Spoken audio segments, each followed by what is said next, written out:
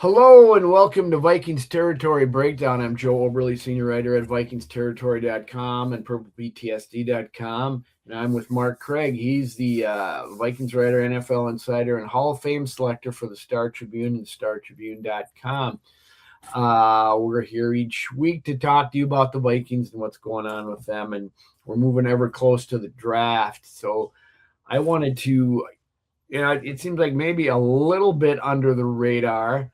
That the Vikings don't have an actual GM. They got a GM. He's an acting GM, Rob Brzezinski, but he's never done it before. And kind of wanted to talk about him. He at the league meetings, Mark Wilf, updated on a statement of not naming a GM until after the draft to say we won't conduct a search until after the draft. So, is that good news for acting GM Rob Brzezinski there, Mark? Well, first of all, I'd say it's addition by subtraction because you don't have Kwesi near the draft, which is probably a good thing. Um, you know, Rob he's been there since 1999, I believe. He's got a job there that he's one of the best in the league at. I don't think the intent all along has ever been that he's going to be the GM. Really? I just feel he's part of the operation. He's one of the guys. He's weathered several storms and several changes, including ownership changing, and he's got a valuable role within the whole process. It could happen, but I think if he doesn't get the job, or if it doesn't end up that way, I don't see it as a failure on his part or a failure, because I feel like he's already got a really valuable spot within that organization. To me, I would rather do a search and go out and find someone and add to it as opposed to, maybe taking him away from what he does best and then having to fill his spot. You know what I mean? It's so, Yeah. And a lot of times you don't, like, whenever they made whenever they fired Kwesi and we asked the questions of, does Rob have a chance? Does Rob this, that, or the other? In those settings, you typically aren't going to get your on it. Like, if they don't have any intent of him being the long-term GM, you're not going to hear that. You're going to hear, well, we're open to everything, which I guess you should leave your openings up to everything. But I never got the impression from that conversation, the vibe from that interview, that Rob was going to be the next GM. Well, good. Well, there goes the whole first segment. Well, I could, well, let me ask you this, Mark. I could be wrong. So you don't think it was their intent? I was going to ask, does he have a chance to be the GM? I suppose he has a chance because he's acting as it right now. Yeah. I guess I would ask you, do you think, knowing him as well as you do, does he want to be GM? He's kind of a behind the scenes guy, and he's done, like you said, one of the best in the league at, capology or whatever you want to call it. And you hate from a Vikings fan standpoint to see them take some guy out of this role who is really successful at, and a very important one, and give him these two hats. I know they brought in I think Matt Thomas is his name, somebody else to help him out to get through the draft. But well, that's a long way to say it, and I'll ask it again. Do you think he wants the job? I think there's probably some interest there. There's probably the wanting the challenge. At one point, he was part of the triangle of authority with, way back in the day where he had, they tried at something where it was equal say and all that. Those types of things never work when it's, you got to have someone has the final say. Now, I would say, with Kwesi wasn't going off. I don't think. On his own or going rogue or anything. I think, my interpretation of the Kwesi situation was it was an experiment, and he didn't have the respect of, the organization, the people within the organization, of having earned that spot.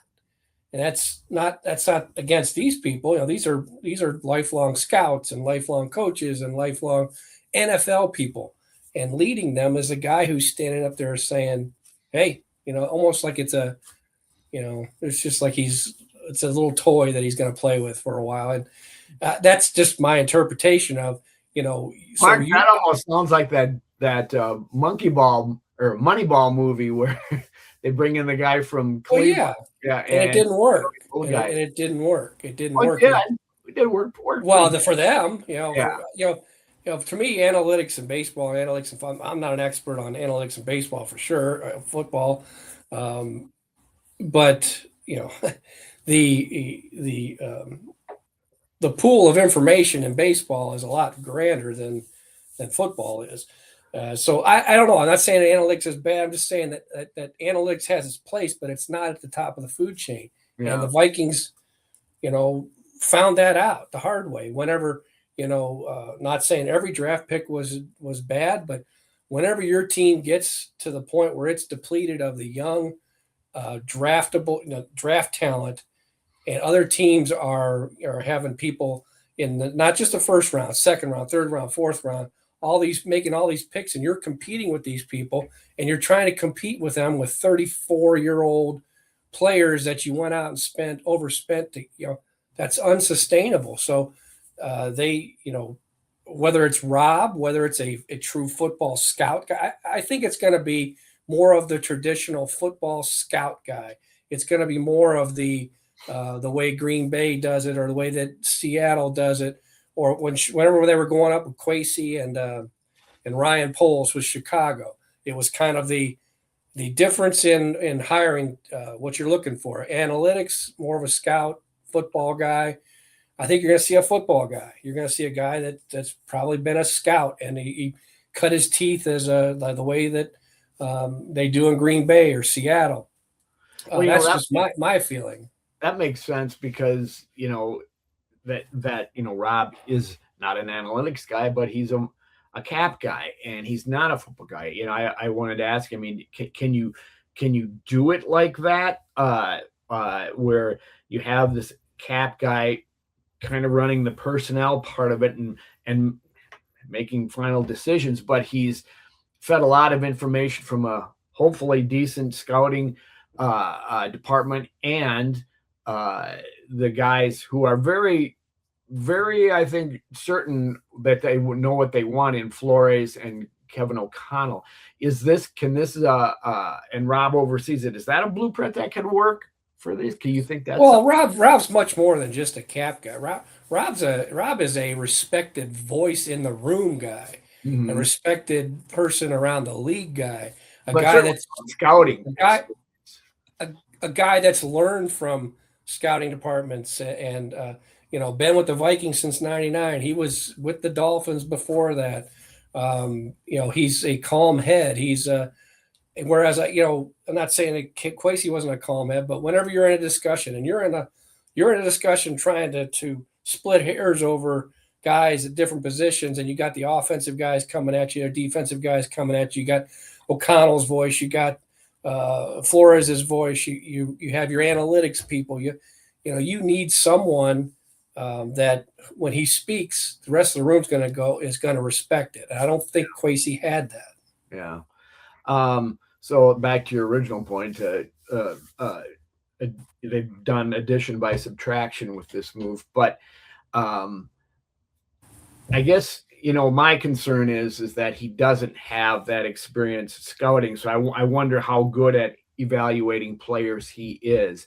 He maybe can take what as the cap guy, he takes what the personnel scouting department gives him and makes it all fit money wise, and say whether a guy's a good deal or not, or worth the money or not. But I just wonder about does your GM have to be a good evaluator, or is he just more of an overseer that's something that Rob can Well, do? there's several ways of of cutting up of doing the job, I guess. Rob wasn't a scout guy, but Rob has so much experience and so much knowledge and so much respect, and being able to take information and obviously with it being with firing your GM in January and trying to do this quickly like this. Yeah, you're going to lean on your coach. Or you're going to lean on your coaches maybe more, O'Connell maybe more. But it's sort of like when I would talk to say Spielman and Zimmer and they had their differences at the end, like they all do. They all start out, arm in arm in front of the media, laughing and poking fun at the media that we'll find something that there's a rift between them. But there always is. There always ends up being a rift, and there certainly was a giant rift between those two. But uh, Spielman would always, he wasn't going to bring anyone in that the coach wasn't at least on board with. Now, the level of on board with, who knows? These are human beings and stuff. But I think for where they're at, Rob is a fantastic guy to have in this situation.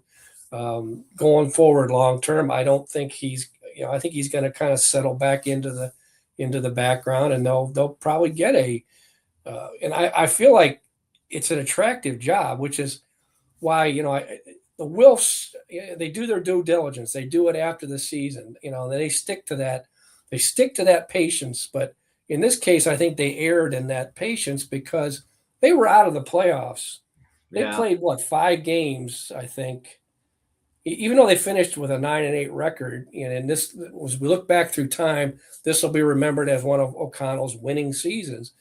But this season, for what you're really striving for, was over in December, early December, right? So that's when the wheels should have been turning, and they could have, got in on the hiring cycles and had a jump on it if they wanted to try and do it for this year. So.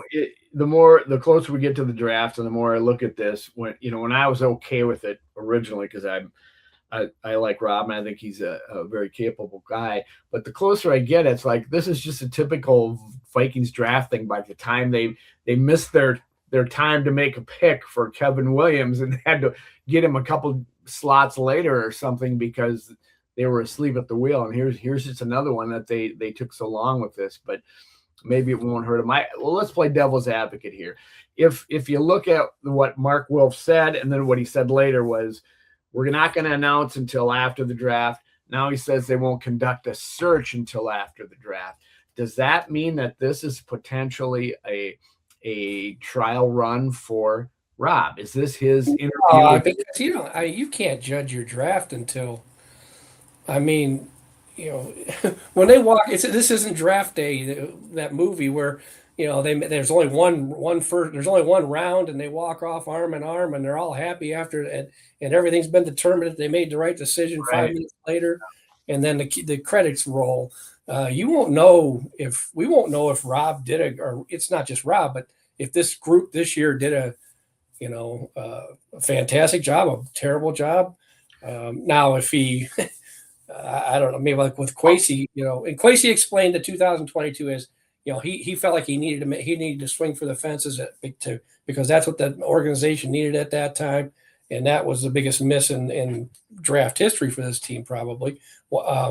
As far as like when it comes to trading, and I shouldn't say that. A little Herschel Walker trade might happen, but you know what I mean. It's like unless they miss a pick and they Rob's over in the corner in the fetal position and can't make a decision. Well, that's what I'm saying. There's judge the draft now, but you can certainly judge how he's handling it. You're not very good at this devil's advocate stuff, Mark. Yeah. Well, yeah. I mean, Rob, and I've wrote stories back, when Spielman was here and George Payton was here, and to hear them talk about the three-headed operation that the three of them had, as far as George fielding calls and Rob, reaching out, or vice versa, the way that they, operate. I mean, Rick Spielman did not hit home runs. He had a lot of misses. But Rick Spielman's, probably his structure sounded like, the kind of structure that you wanted to have when it came to like, hey, how do you do it on draft day? How do you do it leading up to draft day? How do you rank your board, or how do you stack your board? Now, different people stack things differently. It's a great system, but if you're stacking it and say, I want to say, I don't know which draft pick to throw. I was going to throw out Garrett Bradbury, but Garrett's not a busted by any stretch. Right. Was not a first round talent. It didn't turn out to be, but he's still in the league. He's still playing. He's durable. Played in the Super Bowl. So you still have to have the scouts and everyone to make those picks. But I think Rob is gonna it's gonna be because he's been through so many of them. I think the operation will be good. Mm-hmm. Okay. Well, you said you mentioned Payton's name, Peyton Patan. How do you say his last name? Peyton. George Payton, out with that other Payton in Denver. His name was mentioned, online, and I don't know if there's any smoke or fire behind it as possibly coming here, but he's in his final years of his deal this year with Denver, and reports are that he'll probably be extended or rehired there. But if not Brzezinski, then who is out there that they could potentially hire? Any idea? Well, I mean, there's a reason George Payton, because Payton was here with Spielman. He interviewed several times earlier. He was because of, I think people liked the way that Rick structured his draft and everything, um, and he had George had experience and contacts throughout the league from working the draft days and all that stuff. So there's a reason. And plus he was beloved by the organization, and he worked great with Rob. And if they can get him, that'd be great. But if I'm him, Denver, yeah, I would re-sign in Denver. I mean, Right. Denver, what they've done in Denver, why not ride that a little longer? Do you They got think a we missed? quarterback. Yeah. Do you think we missed anybody by dragging our heels on this until January? Do you think there was some people they could have grabbed? And Oh, I'm sure that there are. I don't know anybody off the top of my head, but yeah, oh, it's not to say that those are the only guys, the only people that's ever going to be any good. Typically you go where where people have been good. Seattle. There's people in Seattle. Is there people in Kansas City? That's where you kind of get the, hey, so and so was a director of this or that with underneath a person that's had a lot of success. And so yeah, there's going to be opportunities. And um, yeah, I never took it as they were going to like conduct. They couldn't have conducted a search for a GM while they're preparing for the draft. all right. Because I this search, Rob may be a candidate, but Rob is also going to be a part of the search. I would say he might have two hats in that situation. Yeah. I don't know if you go into an interview and you come out or you sabotage a guy because you want the job, but I think Rob is more professional than that. I think Rob is a part of the process of finding a guy, or if he is the guy. Which all makes it very interesting. I mean, this organization never does anything that's not. I mean, they're never not interesting, whether they're good, winning, losing, or doing something sideways. Going. I will say there are two things, well, probably opposite sides of this. Is one, yeah, you're right that the timing was terrible, but the only thing worse than firing the guy in January would be, I think, to let him finish out and then start anew after he's had a chance. After he's been a, if you are reached a point where you say, "My God, look at my roster, look how devoid of draft talent in that early mid 20s we have compared to the teams we're trying to beat out for the division." And we'll take our chances with Rob and doing it this way as opposed to how it had been done for 4 years. Okay. Yeah. All right. Well, I've just about milked this topic as much as I can in this segment, so I think we better take a break and keep watching how it progresses through the next few weeks. It should be interesting. That is certainly the bottom line. So we're gonna talk about some other draft stuff regarding the Vikings, some history, do a little history lesson for the Vikings and their draft picks at 18. So come on back and we'll talk about that on Vikings Territory Breakdown. Okay, folks, welcome back to Vikings Territory Breakdown with Mark Craig from the Star Tribune. Mark, all right, so we covered the whole Rob Brzezinski GM issue. We've got it all figured out. Mark says he doesn't think it's going to happen. I think there's a good shot. That's the way I'm reading that change in verbiage. Maybe it didn't mean anything, but that's kind of, so we'll go with that and see what happens in the future. And we can, if I'm right, I'll be sure to bring up this and go back and play the video of it where I said yes, Yeah, and you. we should we should probably have Mike Woldham cut out the part where you get to the end and he said, "Ah, yeah, I've milked all I can out of this one. So let's move on." That's supposed to be in your head, not out on Oops, the. that's the quiet part out loud. Well, let's try this next segment yet. So we're going to do a little history of it, but first of all, before we get to that, looking at the draft, looking ahead, Mark, I wanted to ask you, what are the Vikings' three biggest holes in their roster that they have to really try to fill? If you list them as a prey, if they want to get out of that draft and have it somewhat successful, what three holes are they going to definitely try to fill? Well, that it's going to come in the first round, but center for me, I'll say center's number is up there for me. Defensive tackle and secondary, and to me, if they can get a running back, a dominant running back, um, at some point, so that's four, I guess. So, but I guess the running back doesn't go like I don't want to see like a need of a seventh round draft pick running back that unless it's the kid who went to Kansas City and then on to Detroit now, Pacheco. Maybe there's a guy like that, but I'm saying I'll go with center, defensive tackle, I should say, and secondary. I can't argue with you on center, and I think there's a huge hole in the defensive line. They need a body in there that they can start building, and they got some guys, but they need somebody else to fill that hole. No pun intended. But there's also a wide receiver out there, maybe that. Yeah, I mean, because they didn't go crazy, in free agency and throw all that money out at aging players. You're sitting there and you say, okay, number three receiver is pretty darn important, especially when your number two is Jordan Addison and you're a little shaky on his, trustworthiness. So yeah, number three receiver, center, running back, cornerback, safety, Right. Defensive tackle. They got some intriguing young guys that sure, but do you want to lean on them? And just have just them. If there's a defensive tackle there in that first round, and that would be those are the kind of guys. Defensive tackle would be a example of a position that's like, they're different in the first round. If you're doing your right scouting, they're different in the first round as opposed to the day 2 and 3.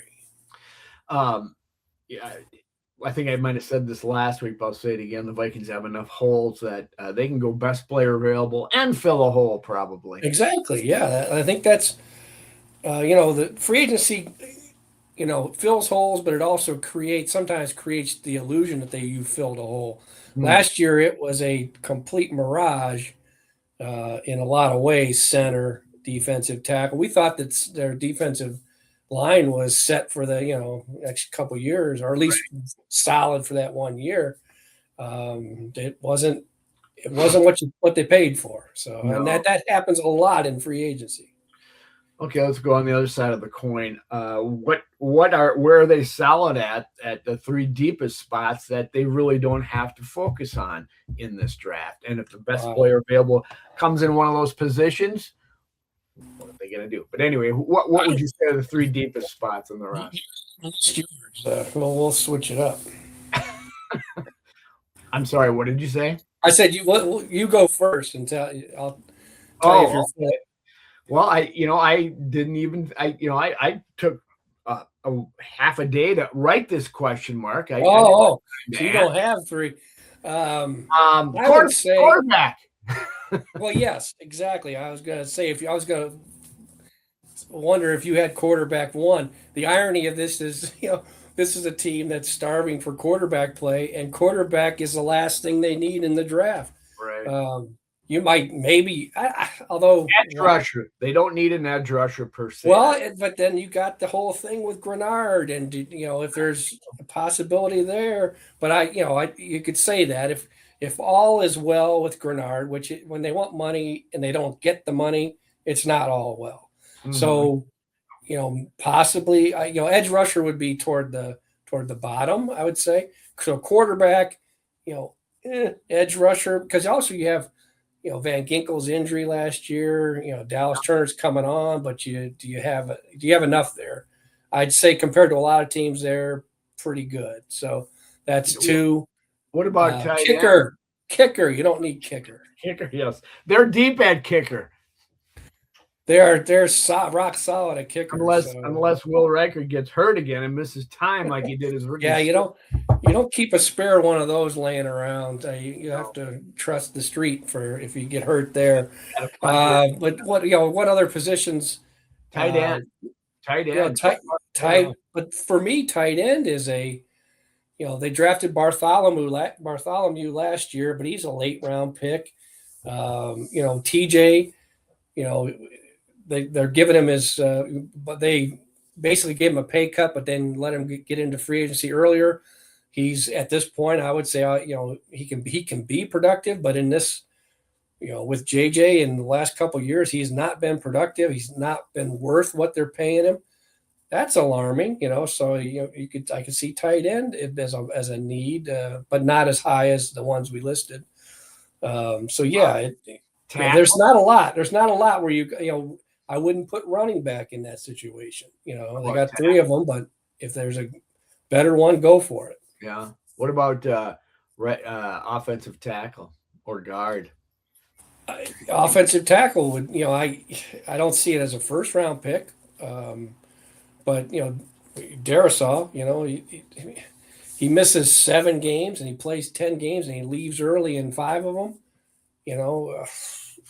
This is a big year for that guy. He's on the hot seat as much as anybody on that team, I feel. Yeah. Brian O'Neill. It's not up there. He's like 33 or something like that. I think he's only 30. I think he's actually only 30. So, but part of it's the way the things are anymore, and part of it is concerns about injuries. But the days of your tackles, just you put your tackle in, he plays 15 years and doesn't miss a game. Things happened around here for during your childhood. Those days are over. So, they did go out at one of their free agency when they got the restricted free agent was a swing tackle. So, hats off to Rob. And if the guy ends up being a good swing tackle, you can count on for a few years. That's an under the radar move that no one's talking about. That could end up being a huge move if this guy is capable of backing up, Darisaw. If Darisaw is like he was last year, and O'Neal if he gets hurt. Yeah. Okay, so then we've established that they're deep at. I've already forgotten. They're deep at quarterback, kicker. We'll say edge rusher, but we'll put a little waiver on that one. And their 3 biggest holes are again center, defensive tackle, and secondary. So, given those 2 parameters, what are they going to do with that first pick, Mark? Come on, putting you on the hot seat. It seems like that's going to be. It seems that's the most important word in this whole thing. Whenever you're on this side of the draft, the safety lines up with that spot. And I don't how much of that is because that's what you see now, and how much of it is because that's actual reality. Who knows? But you hear a lot about this safety from Toledo, the McNeil Warren. Mm-hmm. Being like something that fits the Brian Flores defense. So if he's the best guy on the board, that's a great move. If that running back from Notre Dame will be long gone, supposedly top 4 now. But if there's I think there's another running back worthy in that spot. To me, tight end, we could see receiver. If they take a receiver, are people going to grumble? I am. But if exactly, because you're so enamored with people will be like, well, they got Jefferson, they got Addison, but what do they got after that? Felton's a 3rd round pick who they say they like, but what else are they going to say? You want a number 3 receiver for your first pick in your first round pick? Well, but you're looking down the road. That number 3 receiver could very well be your number two, depending on what your knucklehead slash entering a contract years guy, you know, Addison is, and Jefferson, isn't going to play forever. You're kind of and you got a quarterback and you need weapons and that's all about like you could say number three receiver, but to me, if he's the best player, if there's a receiver in the first round and he is up here on your board and you got a safety here and a corner here and defensive tackle here, just take the better player. And yeah, that's what I say. Okay. They gotta take guys that are gonna be impactful and are gonna be around. Yeah, there's no doubt that's definitely huge for this team this year. They've got to knock this one out of the park. Did you hear that? Acting GM Bob Brzezinski. Okay, let's do a little draft history. Checkered as it is in the Vikings lore, but let's talk about a few things. What would you say their best draft pick was ever? Now, we had a little back and forth. It's like, what constitutes a best pick? Someone like Randy Moss or AP falling to them and they take this Hall of Fame players, or is it maybe finding a diamond later in the draft? I think of Harry Hitman Harry. I mean, for me, it'd be Randy Moss, but Hitman Harry is in the running too because they moved up to get him, and he was their second first rounder in that draft. They moved up, I think, with the Patriots or something, and grabbed him, and he has been everything that they've wanted and more. And if you can get it across the finish line, he's going to be a Hall of Famer someday. So pressure, Mark. Yeah. So when you look at the history, there's so many that could be in there.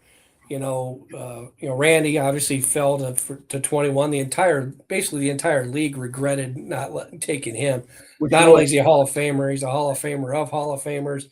The type of guy that they're gonna be talking about Randy Moss, just like like Ray Lewis or iconic type player. They got I counted 1, 2, 3, 4, 5 Hall of Famers that were in the first round. Tarkenton was a third rounder, 29th overall pick. So Tarkenton certainly could be a guy. 29th overall pick was a third round pick. Was a third rounder in 1961. I am so old. Wow. Yeah, exactly. So when you start talking about, like, oh, he's a third rounder, well, he's a 29th overall, but still, they went through the league 3 times. Yeah. There's just a lot of guys, and then like you could even, and depending on how you define it, Scott Studwell, never been a better tackler in this franchise's history. He's a 9th round pick, and then you open up another can of worms. They don't qualify, but Mick Tingelhoff was undrafted. John Randall, I would say John Randall was your best draft day acquisition ever, but he wasn't drafted. I was going to say, we got to put undrafteds in here because there's some good ones. Him, Adam Thielen, there's others, Yeah, but I'm going to go with Alan Page. Alan Page was the you're such a homer. He was the 15th overall pick in 1967. He was the third Viking taken. They took what's his name? Clint Jones, number 2, Gene Washington, number 8. And then Alan Page comes in at 15. So when you look, and there's 2 Hall of Famers that were picked before him. Bob Greasy was picked, and Floyd Little, Hall of Famer. Greasy was 4, Little was 6. But you think about, and the reason I go with Alan Page is on the Mount Rushmore of Vikings. Maybe Bud Grant is Bud Grant probably number 1, but he's not a player. Number 1 player to me is Alan Page, and I know that young people they don't see past Randy Moss, and Randy certainly is on that Mount Rushmore too. But my number 1 player on the board is Alan Page, and the fact that he was a third Viking taken in the draft that year, he was the 15th overall. That to me is a big enough fall that I'll say he's the best draft pick ever. So was he a second rounder then? No, no, he was a first rounder. They had three first rounders that year. Wow, that's amazing. Yeah, I certainly agree with you with Alan Page. He was such a treat to watch back in the day. Certainly feel that way about him. And he's the first and one of only two defensive MVPs of the league, 1971. So, and you talk about when they, pressure inside.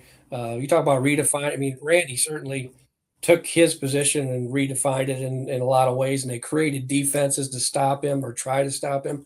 But Alan Page, was right there as a pioneer as well at that interior position. I said Randy Moss, and you said Alan Page. I think we need to get Jeff Diamond in here to. Well, you young guys are, you can't look. You young people don't. They look. You can't look past Randy Moss, right? No, but the point is getting Jeff Diamond in here. He drafted him. Whoa, he was going to say Randy Moss, right? Best pick ever. So that was the joke I was going for. That wasn't good. All right. Well, speaking of Harrison Smith, he is the oldest. I was just, in doing my massive research, he's the oldest draft pick still playing in the league for the Vikings, technically. And he's still with the Vikings today. And the next guy after that is Bridgewater, who's still hanging around the league. But Harrison Smith, if they do go after that safety, like you're saying, with their first round pick, do they then say, okay, Harry, we're going to have to let you go, or what do you? Well, he's on there. What do you think? Your technicality is he's not on the roster. This is the first time he hasn't been on the roster.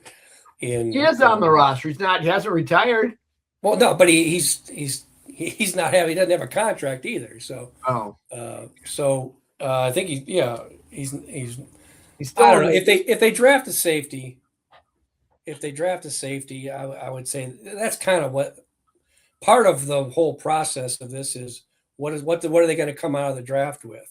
And I think if they come out of the draft with a, with a safety, in their financial situation, I would have a hard time believing that Harrison would come back or would be coming back or it'd work out.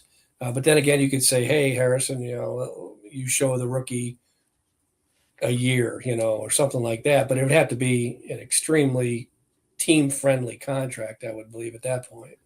Yeah. Well, like I said, it is a technicality, but if you go on PFF's website, they bolded all the people that are still technically in the league, and Harrison is still bold at this point. Yeah, he's in the league. Yeah. I just don't think. I think because they were his contract or something where you had to have him on the roster. He's not technically on the roster right now. So. Right. I guess because like I said, Teddy Bridgewater is next, and I think is he going back to Detroit? Is that or is he? Yeah, he's going. Teddy realized that you can make more money as a backup than coaching high school football in Florida. I guess. I can believe that. Okay, other side of the coin, worst pick ever. There's a lot of competition for this one, and I'll name my final 1, 2, 3, 4, and they are Troy Williamson, Demetrius Underwood, Laquan Treadwell, and Lewis Cine. Now, Laquan, that might be a little tough, but that one did not work out for the Vikings, and he is still in the league. But if you're going to ask push come to shove, I'm going to go because of what they did to acquire him. Their worst draft pick in history is Lewis Cine with Demetrius and Troy Williamson pushing right up behind him. Well, you've been doing this a long time. When you Google, because when you sent me the thing, and I was like doing my research, and when you Google worst picks, and your own story pops up. That's now 14 years old. I did the top 5. Interesting. I don't remember really doing this, although I vaguely. It's not a good sign.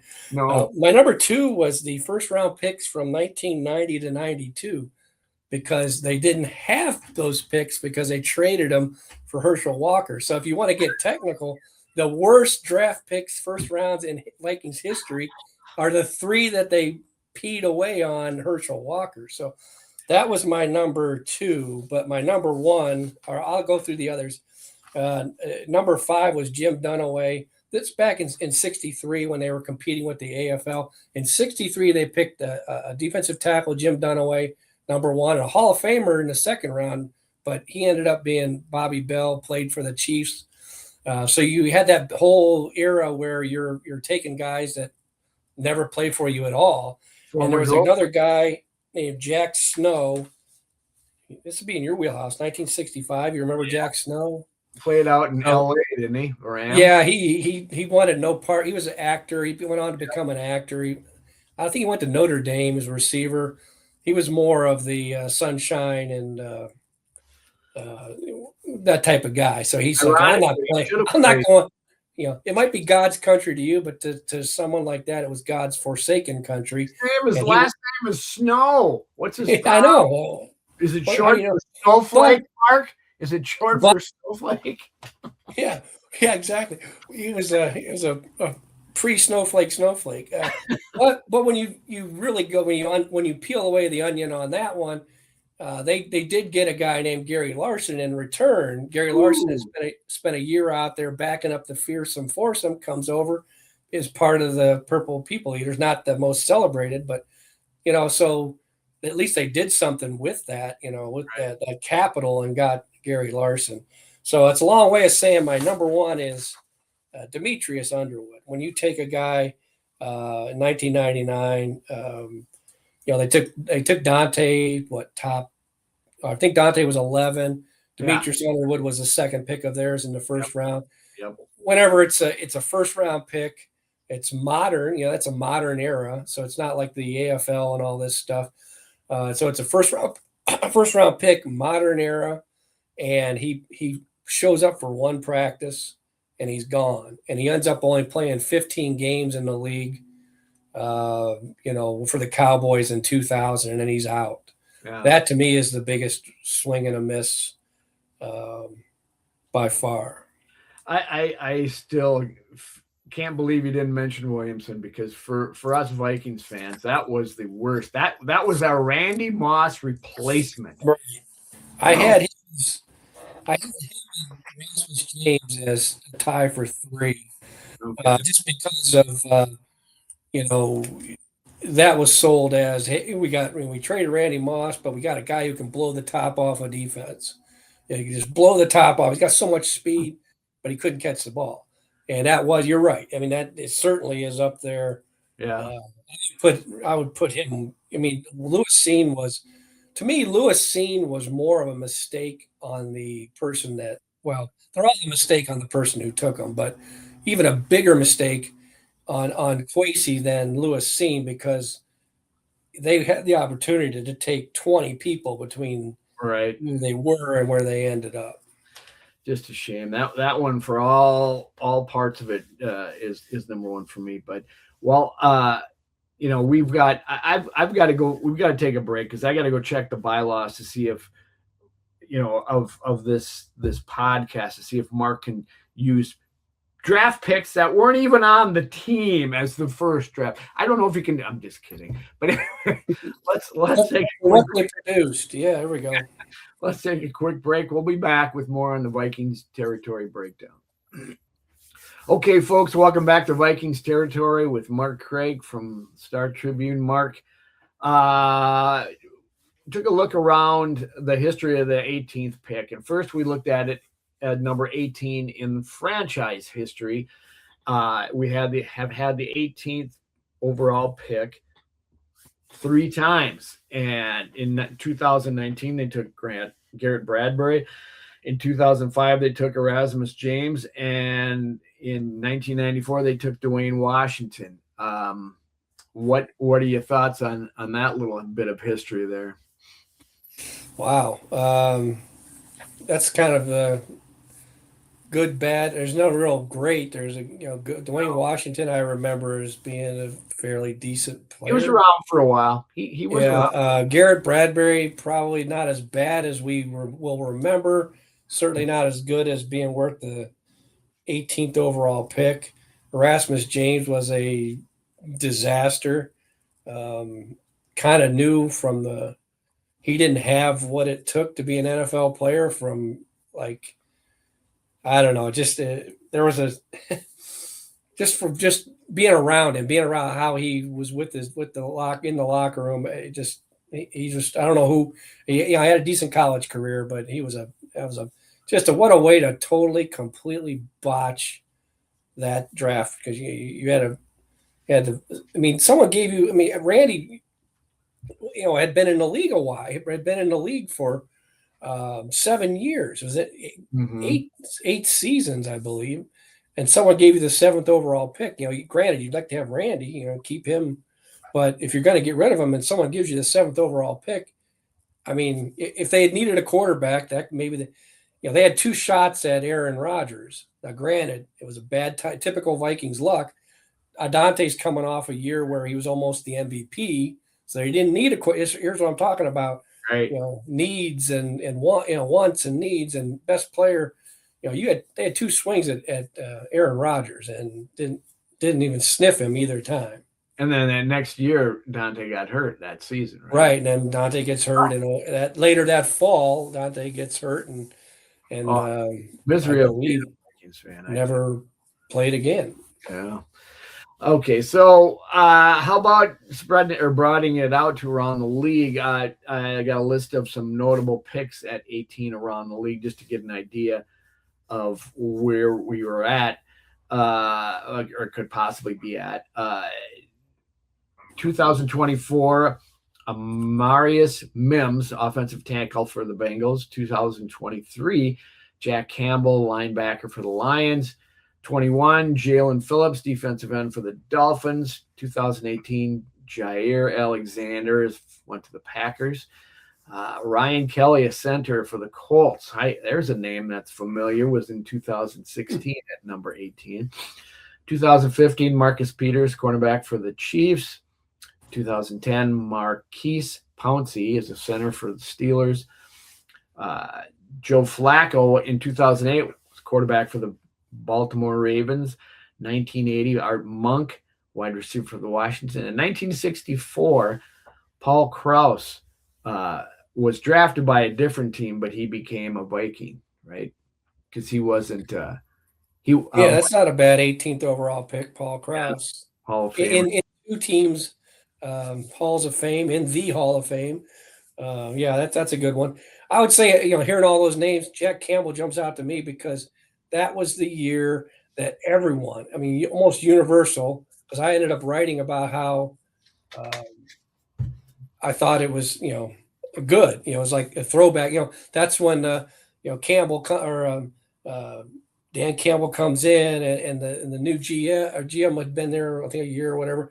And they took a running back, they took a tight end, they took a middle linebacker. Everyone's like, oh, what are they going to do? Go back to 1970? Ha ha ha! The Lions were fools and all this stuff. Well, they ended up picking three really good, solid core, fantastic players that the Vikings would kill for, and Jack Campbell being one of them. And Jack Campbell being one of them, to me, is an example of it might be a middle linebacker, but if you think he's, head and shoulders above at that position, at that spot, you take him. And then, look at the Gibbs and then Laporta. They take Laporta at tight end, which allows them, to either trade or make up for the trade of TJ. Yeah. I think I'd rather have Laporta at his cost than TJ at his cost. Right. So I guess it's, you got to be focused on talent and not just what the little, RB or C or whatever their letter says before their name. Past 3 years, as you mentioned, Jack Campbell, Mims in 24. Gray Zabelis, a guard for the Seattle Seahawks, was taken last year at 18. So that's what we're kind of looking at.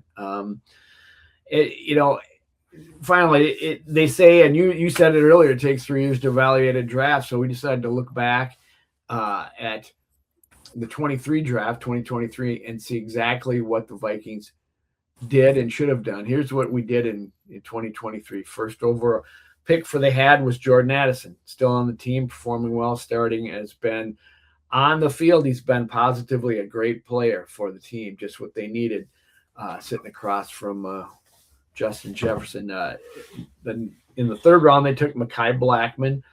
Fourth round, Jay Ward. Fifth round, Jacqueline Roy.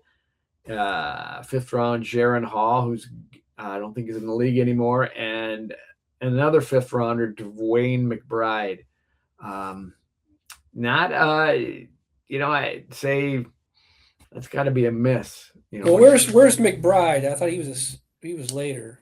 I got him as a fifth rounder off of the site. So okay, well, I know that I think fifth round, Jacqueline Roy was 141 overall. Jaron Hall was 164 overall. And if you look down at the other teams, 177 in that round. Last pick of that, I believe, was the fifth round. Puka Nacua. Oof. So when you're looking at like, we need this and we need that and we need, when you get to the fifth round, and I don't know where Puka was on the Vikings board, but I can imagine most of the fans that were watching were going, it's the fifth round. We need a developmental quarterback, or we need a defensive tackle. And if they would have taken with the fifth pick, 140 or 164, Puka Nacua, boo, because he's a receiver, And who got him? The team where KO had just come from, Los Angeles. So you got all of this. Well, no, he wasn't coming out of college. Puka was coming out of college. No, but I mean, he went to the Rams, and that's where KO came from. They got him instead. The Rams drafted Puka Nacua, right? Well, you said this is the 20. We're looking at the 23. Right. KO was already here. KO came here. I know. That's what I'm saying. The team that he left drafted him, so they picked him. Yeah, exactly. Well, yeah, and they, the Rams built. They built a Super Bowl team out of when they weren't using the draft, and then they decided to use the draft. Right. So they've done it both ways, building a roster, and I believe that's the same draft as the second round. They took the defensive end, Byron Jones. That I think it's Byron Jones. That fantastic end that they got, and they also got the defensive tackle Fisk inside. So that's that. If you want to be relevant and you want to stay relevant, and you don't want to, and your owner doesn't. You don't want to ask your owner to pay $400 million in a free agency. You hit on people like that. And so suddenly the core of your roster goes from, a kicker and, just a couple people to, hey, this is a solid group that we can fill in around. That's what they need to do. And if they continue on this path, they'll go from kind of being a middling 9-win, 7-win, fire your coach every, so many years to, 4 wins, 5 wins, and be down at the bottom of the league. That's what's on the line right now, I think. Right. So what kind of grade do you give this 2023 draft? Addison Blackman, who could have been good here but had some injury problems. Jay Ward, I think, still on the team. Roy, Jaron Hall, and McBride. What kind of overall? So there's only 2 guys still on the team, right? There's Ward, who became a starter sort of out of need, right, at the end of last year. Addison, ironically, the first round. You look at the first round. There's nobody that that came after the first round. You're like, they should have taken, him instead of Addison. You'd like Addison to behave himself a little better and grow up, but we'll see how that works out. Right. Overall, I D, and that's not enough on Addison. It's just when I look at, say, the Rams. If you were to pull the Rams, what they did in that year and go, wow, as opposed to, we got one good player and then one guy who's still on the team as a backup and he kind of stepped in as a star, and then that's it, and it's not D. I'll give it a D off the top of my head. Okay. Well, hopefully they do. How better. About you, Mr. Modern Grader? What do you got? Well, you only got 2 guys on. It's only 3 years ago. D might be generous. Might be generous. I'm giving it a D because they didn't take Laquan Treadwell, or they didn't take. They also took Kyrie Jackson. And right. Yeah. So you got to.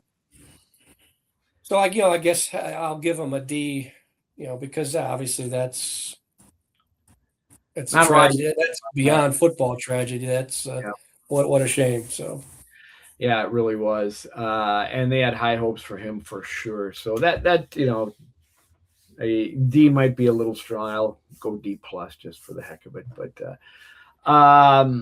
okay, I wanted to give you an opportunity. You had a story about Ted Cottrell getting honored by the Hall of Fame. What can you tell me about that story?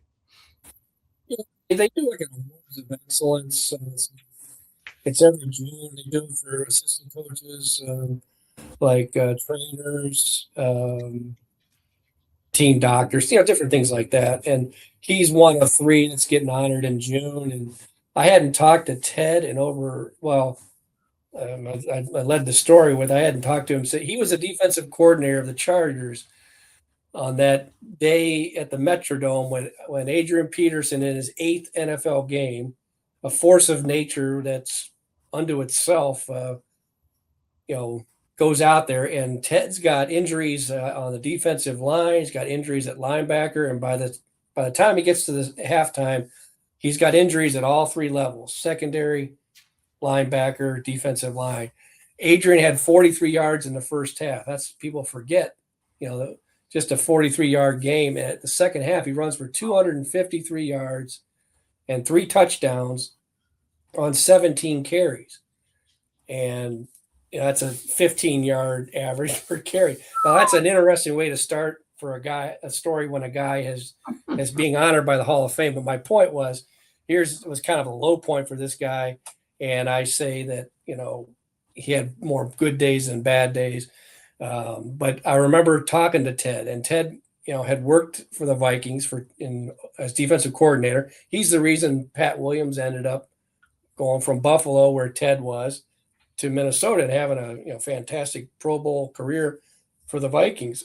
Mm-hmm. So Ted had, was in the visitors' locker room and talking to him, and most people might have said, hey, get lost, buddy.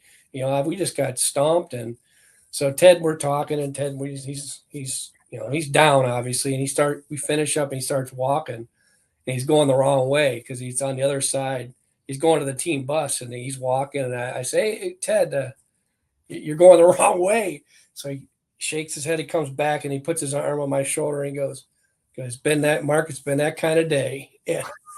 And the point of it, this is also a guy who was Bruce Smith's presenter at the Hall of Fame. Wow. Bruce Smith said that Ted is the guy that, made him a complete player. Ted is a guy that is part of the 3-4, even though he did a 4-3 here, but the 3-4 history.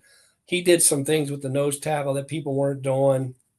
So there's a lot of that in the story, but it's also that moment of like, he's at his low point. But the next week, and he said he went home, he went back to San Diego. He and Kevin Ross, his assistant, who was also an assistant here, spent the whole night, researching the film, looking at the film. And he goes, there were guys unblocked over and over and over again in the hole waiting for Adrian. And he goes, zoom, Adrian just went boom and just went right past him. And so he said that the Colts next week are going to try the same thing. Well, they tried the same thing, and the Chargers held them to like 79 yards on 25 carries. They went on to make the playoffs, made the AFC Championship game, top 5 scoring defense, had 48 takeaways. That's how great Adrian was, and that's how good a coach, Ted was. And Ted also said, I said, are you done? He's like 78 years old. He's like, no. He goes, I hope not. He goes, if you know anybody, I want to. He goes, I got a lot of football knowledge up in my big old fat head, and he goes, I want to share it with people. So if you know anybody, Joe, and you want to pass along the word for Ted, go ahead. I was just thinking as you go over that, poor Adrian, 4 yards short of 300 yards in a game, and 9 yards short of the single season rushing record. He just kind of snake bit on those two things. And I remember talking to him, because he had run for 212 yards in Chicago like a few weeks before that. The week Um, before. The week before, I was it thought. the week before? Okay, so that's the week before. He's only played 8 games. And to talk to him after that was like, yeah, I'll get it some other time. It's like, this was no big deal. Right. And, but if you look in that game, Chester Taylor had like 61 yards rushing too. And I think Shoulders, I believe that the story goes that Hagan called down to the sideline and said, "Hey, Adrian's so many yards away," and they gave him another carry, maybe. Yeah.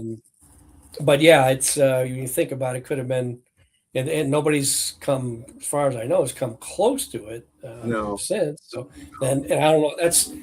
I wouldn't put. There's only one unbreakable record in the NFL, and that's Paul Krause's interceptions. That will never be broken.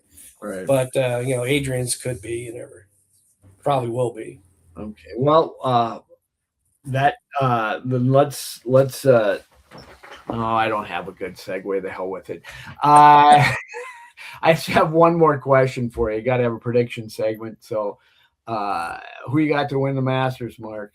I'm going Scotty. Tiger. Tiger. Okay, Well, that 1-0 for Joe. healthy or on the right side of the law to play in another one. I don't know. Yeah, that's. I don't think Roy repeats. He's playing with house money, so I mean, it's like he's got to be the most relaxed ever. And I'm going to go with. It sounds like I'm going to say Scotty Scheffler. How about that? Two big limbs we just went out on. Exactly. All right. Well, on that note, let's wrap it up. We'll be back next week to talk about how smart we are at predicting golf tournaments, but we'll talk about the Vikings too. So thanks, Mark. Thanks, Mike Woldham. Thanks, Joe Johnson. Thanks everybody for tuning in. We'll, like I said, we'll be back next week, and as we're inching towards that draft, we'll have more coverage for that. So come on back, and until then, Skol.